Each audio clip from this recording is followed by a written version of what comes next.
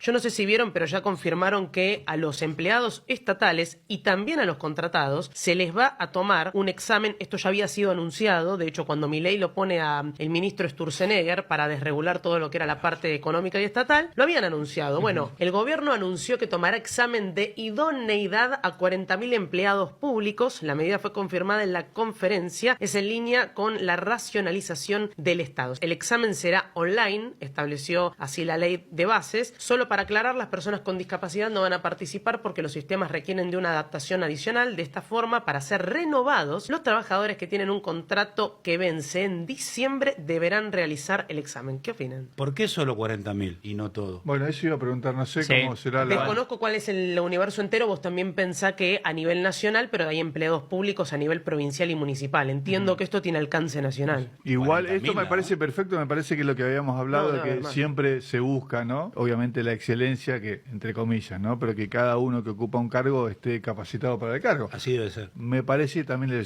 deberíamos llevarlo a todo el Estado, a toda la Cámara Legislativa, me parece que también deberíamos. Todo, Casa Rosada, todo. A todo. Me parece que está bueno.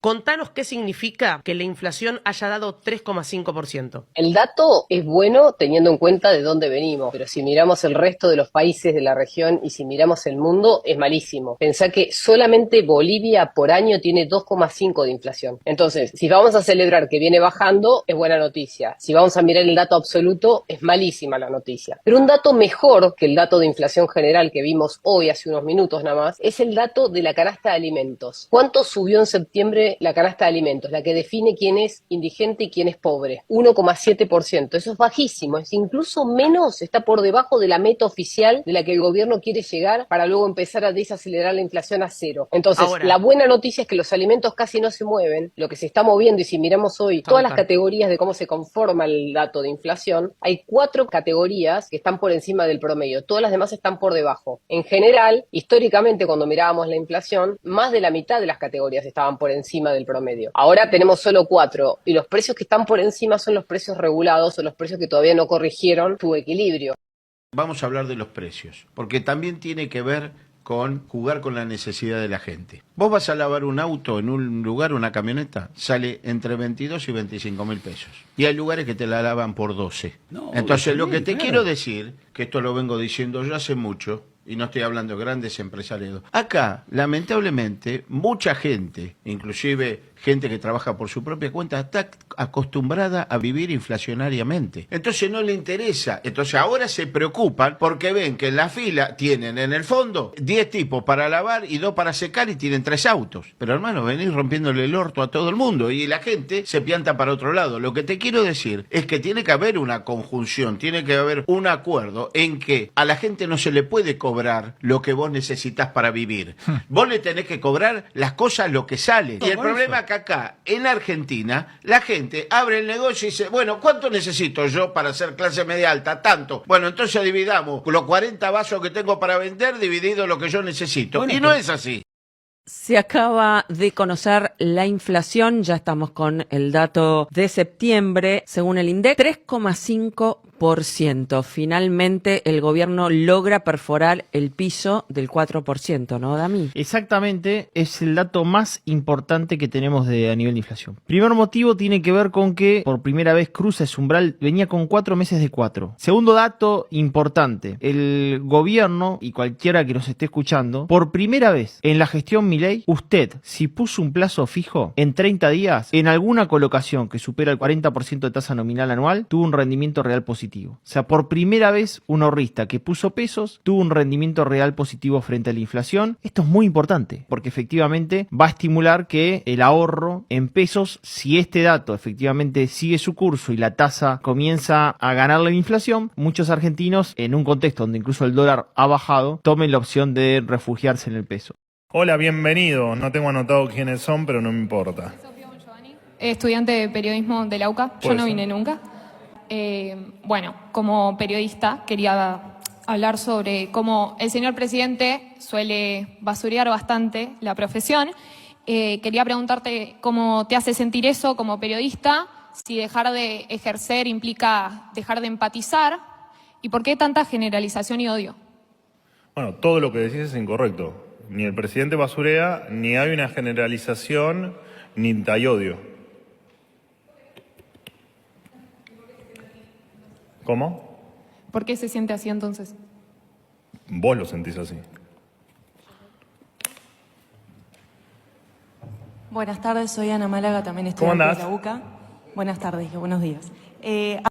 Hay campo puro.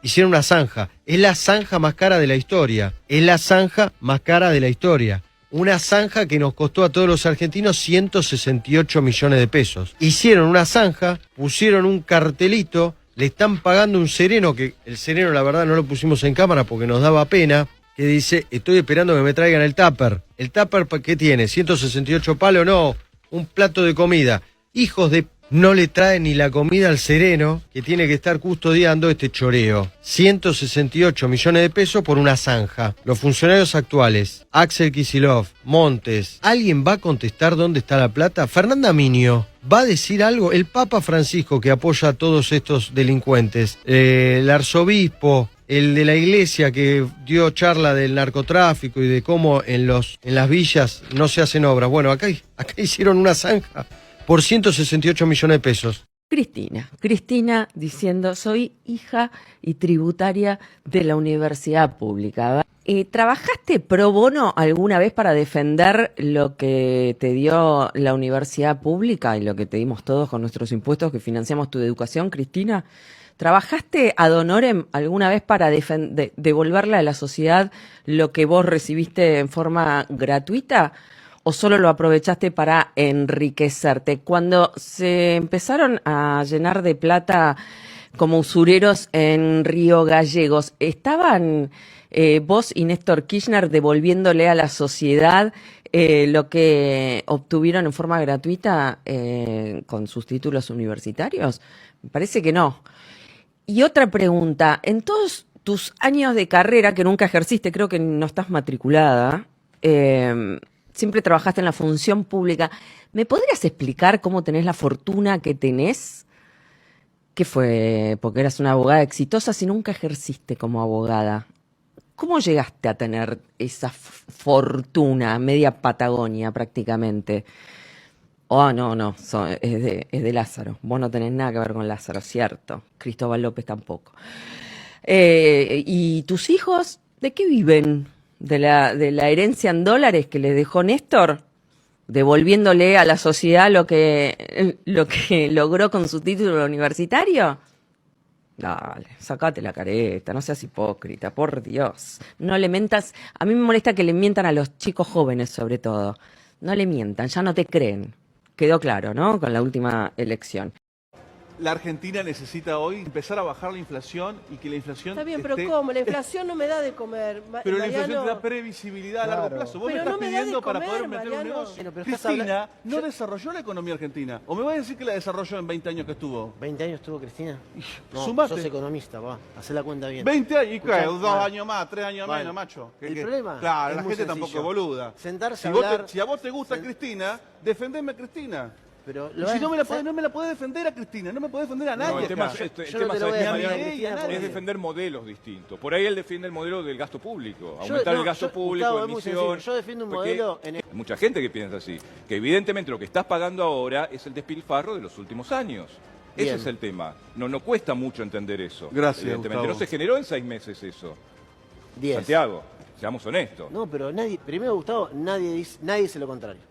Segundo, cuando hablamos de modelo... Perdón, interrumpo un minuto, se nos va acabando el tiempo, lo que quiero es Cierro una con esto. reflexión de los dos. Antes Yo de lo que defiendo es un modelo donde la principal preocupación de la gente no sea comer. El Ministerio de Justicia de la Nación definió una serie de medidas para desarmar la burocracia de los registros automotores y bajar los costos de trámite. Entre estas medidas se destaca la reducción del arancel de las transferencias al 1%, se elimina el cobro de cédulas de identificación automotor, chapas, patentes, títulos y certificaciones de 2 firmas, se habilita la libre elección del registro automotor para los usuarios, la creación del legajo digital único y el establecimiento de un tope para las ganancias de los registros automotores. Además, con la nueva normativa se le pone pone fin al monopolio de la Casa de la Moneda en la provisión exclusiva de insumos a los registros automotores. A partir de este momento se establece la libre competencia, permitiendo que cualquier empresa nacional, estatal o extranjera pueda licitar a fin de proveer a los registros los insumos. De esta forma se estima que el ahorro para todos los argentinos va a ser de 36.000 millones de pesos por año y el Estado además deja de gastar otros 15.600 millones de pesos anuales en traslado por correo de toda esta documentación que les comenté. Vamos a seguir avanzando en esta línea. Menor opresión del Estado y más libertad para la gente.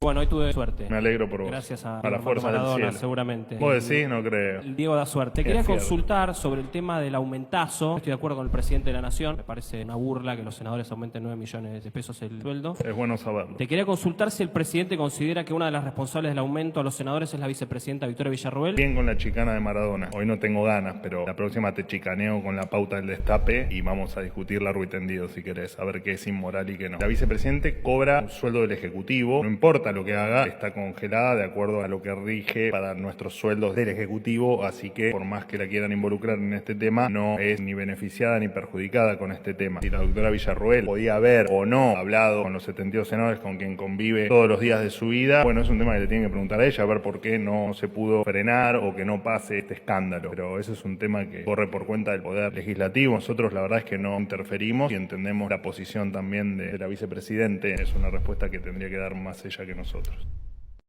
Respecto a lo que yo hablé con economistas que son afín y que son críticos del gobierno, es que muchos de los datos que estamos viendo ahora de los informes son de datos prehistóricos. Uno hace las mediciones, por ejemplo, la inflación, vos la inflación que estás viendo ahora, que publica el INDEC, es del mes anterior. Entonces, toda la información que nos llega es con data de antes. Los datos de ahora, o las proyecciones que hay sobre respecto al PBI, es que hay un leve rebote, por ejemplo, a partir de julio. Entiendo que es lo que anunció el gobierno. A mí me sorprendería quizás, recién, finalizando el año, que no haya inversiones, que no haya un aumento de la actividad privada, porque el gobierno lo que prometió fue: vamos a hacer el ajuste más grande de la historia, pero vamos a hacer el cepo al Estado y que aumente la actividad privada y el trabajo privado. Yo diría, esperemos a ver cuáles son los próximos números, porque con esto que estamos viendo es la foto del mes anterior. Les digo, hubo un rebote, o por lo menos las proyecciones es el rebote del PBI para el mes de julio, y después una reactivación en el consumo. Insisto, Ale, los datos que vemos ahora son datos prehistóricos. La recesión que vimos es producto de la política económica que llevó adelante el gobierno. No nos tiene que sorprender. Era algo esperado. Lo que importa es lo que pase a partir de ahora en adelante con la reactivación y con el aumento del sector privado para dar mayor empleo y que la desocupación no pase a ser el principal problema. Es que el sector privado viene, Toto Caputo les dice: saquen la guita del colchón, a ustedes inviertan, y el sector privado, empresario, no sé si pyme, grande, pyme no, grande, no la pone, no la invierte, no sacan la guita del colchón para reinvertir la que ganaron a cuesta nuestra durante tantos años. Esa es mi pregunta. Vos decís que bueno, que esto es un movimiento inercial que va a llegar tiempo verlo. Yo les estoy mostrando una nota de Infobae donde habla de este tipo de datos. Es simplemente ustedes que tienen más olfato social que yo, ¿cómo la ven? Díganme cómo la ven, si está todo bien, si está todo... No, espera, más allá de los datos, porque uno acá ninguno es economista, te traslado lo que me dicen de la parte técnica, pero desde la parte social, el que sabe que ganaba Milei y sabía que venía medio flojo con el tema de la administración, recesión iba a haber. Yo hablé con amigas, me decían: me voy a abrir un emprendimiento. No te abras un emprendimiento justo ahora que va a haber una recesión, la gente no va a tener plata para comprarse el zapato, va a tener plata para lo justo, para comer. Bueno, la gente que se quiso abrir el emprendimiento, cuando ganó Milei, lamentablemente iba a haber una recesión. Esto fue anunciado. Para que el país crezca, necesita que crezca el PBI.